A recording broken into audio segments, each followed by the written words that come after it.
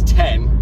I was hoping to have been on the road a little sooner than this, but two things happened. One, I wanted to get a quick video on YouTube, and if you know anyone who makes YouTube videos, you'll know that they are all obsessive, compulsive personalities. When you have an idea in your head, when you have to get a film up, you have to do it there and then, even if you have to cross a field full of barbed wire in order to do it. It's just the way YouTubers are wired.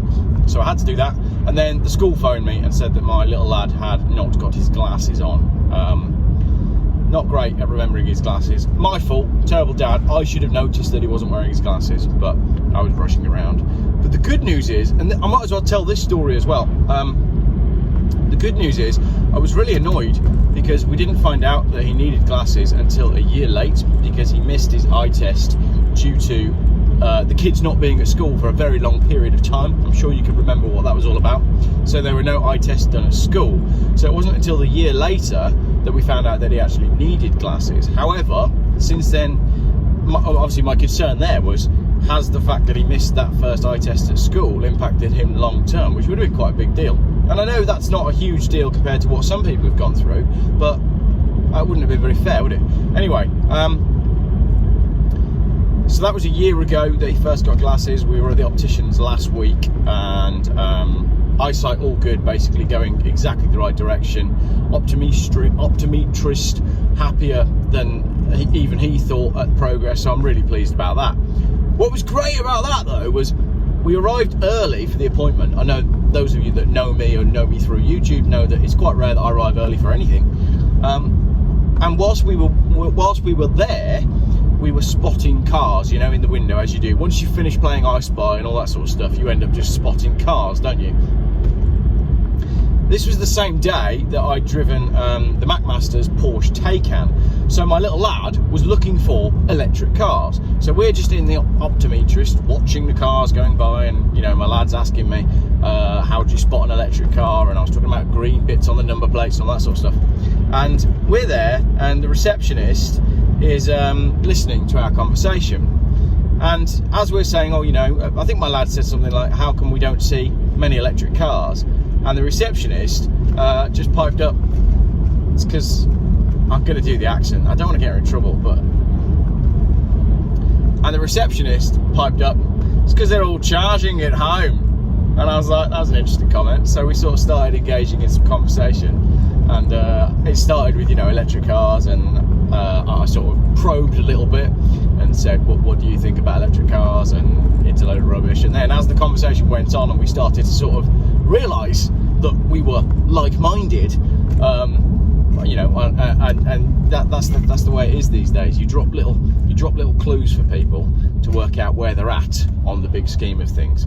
And then we quite quickly went from, yeah, all the electric cars are at home because they're all charging, to evil, reptilian, blood-drinking, child-sacrificing maniacs running the entire world, which was a fun conversation that I did not expect to have whilst having an eye test.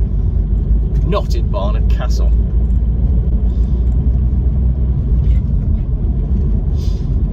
Of course, you'll remember that Dominic Cummings famously drove during the lockdown to Barnard Castle to have his eyes tested. And I remember when those news reports came out, I never appreciated just how bloody far that is from London. Until recently, I spent some time up that way, and I visited Holy Island for the fishing thing that I was invited to. And who was there? Dominic bloody Cummings, wasn't he? I didn't get a chance to speak to him because he disappeared quick sharp. He didn't look like he wanted to hang around and be questioned, but allegedly he has been on the island, turned up at someone's house and said, I'd like to buy this, paid well over the odds and kicked them off the island. So I wanted to question him about stuff, but it was like a little wedding party basically, and who did my little boy end up making best friends with? Well, his lad. Yeah, there's a fly there. It's turned into a bit of a blogcast, this one, isn't it? A bit of a podcast blogcast. Anyway, so this lad, like my lad, was 6, 7, and I'm like the Pied Piper of children whenever I'm at events, but like in a good way, not in like everybody, you know, everybody who's in power kind of way. I'm like a good Pied Piper of children. Everybody wants to play with with me, because I always come up with the best games, and I'm always doing something, and I'm always like cajoling them, trying to get them all to get off their iPads and do something fun.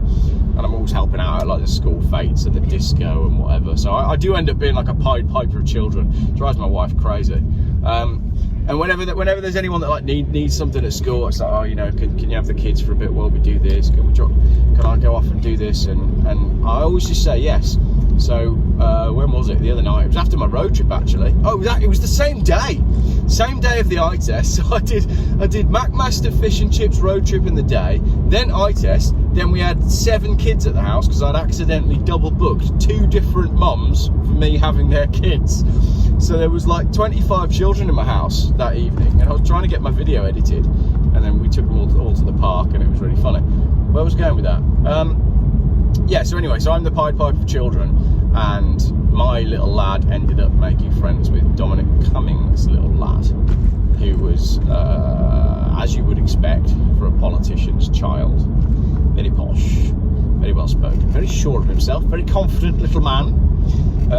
Anyway, and he was running over to our table, and yeah, it was interesting. And then I can't remember how we got talking about it, and I must have mentioned, I don't often mention that I'm a YouTuber to people. I'm not bothered about telling people that I make YouTube videos. They can find out for themselves, and if they like the videos, great. I'd rather they didn't know. Anyway, this came up, and this little boy said to me, "It's hard to love YouTube, you know." I was like, what? That's insane. But anyway, end of the night, the little boy's mum comes up to me and says, "Oh, thank you very much for being so kind throughout the evening." And I was like, "Don't worry about it. I'm the Pied Piper. It's all good." Don't know if that monologue will make it into the video, but it'd be funny if it does, really. Right, we've gone the sort of scenic route. I've got 80. Check on my sat nav. I've got 79 miles to get there, and therefore back. So that's 180 mile round trip. No, my maths is crap. It's 160 mile round trip, isn't it? But it will be closer to 180 with farting around as well. And I've got 127 miles in the tank. Do I want to run this car out? Ian from Cherished Vehicle Insurance Services, who I trust with my life, says no, don't do it. Don't run it out in case you break the car. And Ian's had his fair share of motoring mishaps lately, which I will probably explain in another video, because he's had some real motoring tragedies. Not tragedies in like, you know, the big scheme of things, but tragedies for petrol heads when cars die that shouldn't. And I do trust Ian's judgment. If Ian's saying don't do it, but every fibre of my being, and the fact that I am an obsessive compulsive YouTuber, wants me to run out of diesel. Also, it's 79 miles there. I will be running out of diesel on the way home, and I have got a jerry can full of diesel and a funnel, so I can get the diesel back in the car. That bit's not a problem. The risk is in whether this is a self-priming engine and whether it's going to cause problems. I don't think it will. I think it will be fine. Long monologue, that one. Long monologue. But I think I've answered my own question.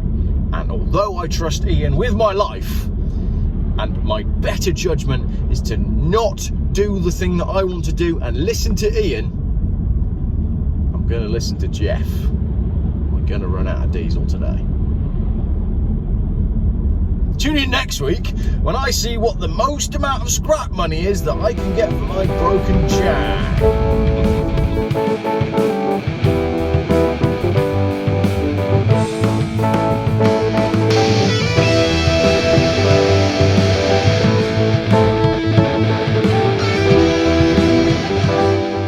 Geoff buys cars. Still, YouTube's most boring car channel.